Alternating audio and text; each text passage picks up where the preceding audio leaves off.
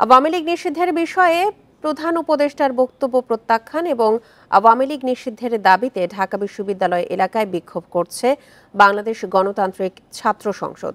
এ নিয়ে আরো জানাতে যোগ দিচ্ছেন আমাদের সহকর্মী ইকরামুল কবির। বাংলাদেশ গণতান্ত্রিক ছাত্র সংসদের বিক্ষোভ নিয়ে সবশেষ কি তথ্য আছে আপনার কাছে? কখন শুরু হয়েছে? এই ঈদে জামা জুতো অ্যাকসেসরিজের ডিসকাউন্ট।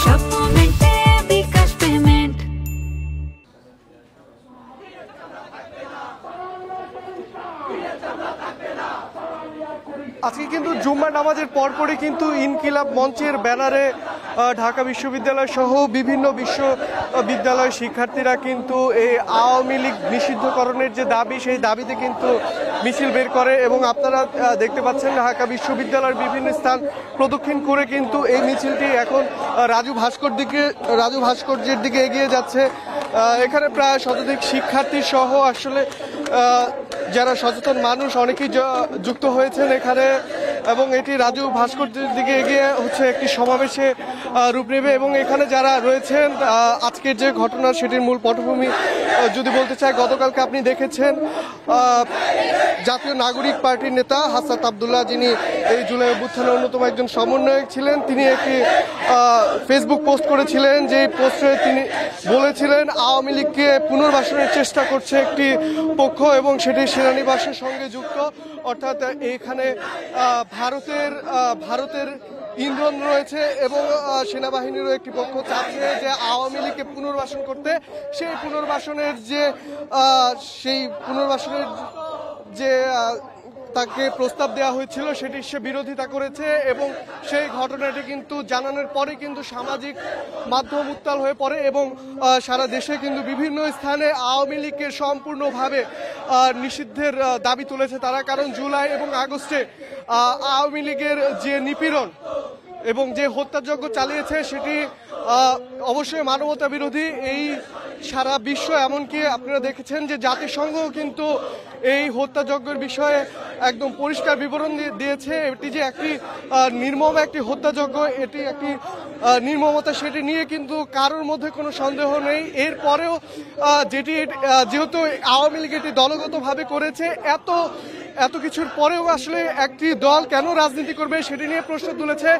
এই ধরনের নির্মম হত্যাযজ্ঞ কিন্তু আমাদের স্বাধীনতার পরে আর ঘটেনি। সেটি নিয়ে তারা প্রশ্ন তুলেছেন যে কেন এই আওয়ামী লীগকে পুনর্বাসনের চেষ্টা করছে এবং শুধু সেনাবাহিনী, এখানে বেশ কয়েকটি দলের আপোষের কথাও বলা হয়েছে যে একটি দল তারাও নাকি চাচ্ছে যে এই আওয়ামী লীগকে পুনর্বাসন করতে।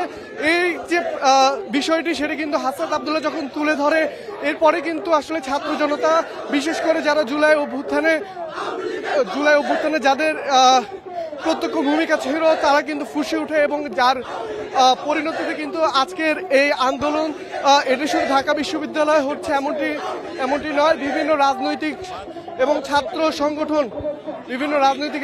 সংগঠনের পক্ষ থেকে দেশব্যাপী কিন্তু আওয়ামী লীগের নিষিদ্ধের বিষয়ে আসলে আজকে একটি চূড়ান্ত দাবি তোলা হচ্ছে এবং তারা বলছেন সকল দলমত নির্বিশেষে কিন্তু এই আওয়ামী লীগের যে নিষিদ্ধকরণ সেই প্রস্তাব সেটি চূড়ান্ত করতে হবে। অর্থাৎ তাদের যে দাবি সেটি মেনে নিতে হবে এবং আওয়ামী লীগের যারা দোষী ছিলেন, যারা প্রত্যেকটি অপরাধীকে কিন্তু তারা বলছেন যে যেভাবেই হোক তাদেরকে আইনের আওতায় আনা এবং 7 মাস হয়ে গেল, 7 মাস পরেও কিন্তু আসলে খুব বড় দৃষ্টান্ত আমরা দেখতে পারি নেই যে যারা আসামি রয়েছেন অনেকে কিন্তু ভারতে পালিয়ে গিয়েছেন, অনেকেই এখনো ধরাছোঁয়ার বাইরে। সেই বিষয়টি বলা হচ্ছে যে কেন এখনো আসলে তাদেরকে ধরা হচ্ছে না এবং কাদের ইন্ধনে আসলে তারা ছাড় পেয়ে যাচ্ছে, সেই বিষয়টি নিয়ে বারবার তারা প্রশ্ন তুলছেন এই স্লোগানে।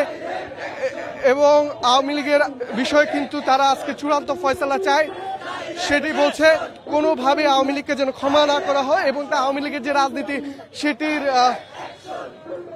সেটি বন্ধের বিষয় কিন্তু তারা চূড়ান্ত ফয়সালা চাচ্ছে এবং সকল রাজনৈতিক দল এবং অন্যান্য যারা সচেতন সমাজ তাদেরকেও তারা আহ্বান জানাচ্ছে আওয়ামী লীগের কবর যেন খোঁড়া হয়ে যায় আজকের এই আন্দোলনের পর, সেটি কিন্তু তারা বলছেন। আপনারা দেখছেন যে মিছিলটি যেটি আজকে ঢাকা বিশ্ববিদ্যালয় কেন্দ্রীয় মসজিদের সামনে শুরু হয় ইনকিলাব মঞ্চের ব্যানারে, সেই সেই মিছিলটি কিন্তু এখন রাজু ভাস্কর্যের কাছাকাছি অনেকটা চলে গিয়েছে এবং আমরা যতদূর জেনেছি সেখানে গণতান্ত্রিক ছাত্র সংসদ অর্থাৎ এনসিপির যে ছাত্র সংগঠন সেটা কিন্তু এখানে তাদের সঙ্গে যুক্ত হবেন।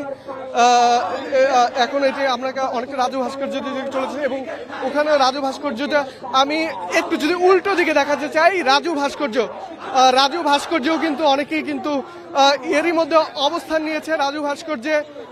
আপনারা দেখতে পাচ্ছেন রাজু ভাস্কর্যে কিন্তু অবস্থান রয়েছে এবং এই দুটো মিছিল কিন্তু আসলে এখানে এসে এক হবে। আমার সহকর্মী মেহেদীকে একটু যদি একটু দেখাতে চাই যে এখানে কিন্তু ইনকিলাব মঞ্চের বিষয় বলছি, এখানে শুধু বিষয়টি ইনকিলাব মঞ্চ নয়, আরও ঢাকা বিশ্ববিদ্যালয় কেন্দ্রিক বিভিন্ন যে সংগঠন রয়েছে,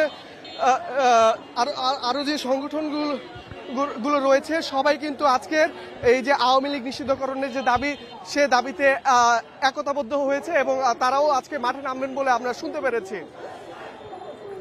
এই ছিল ঢাকা।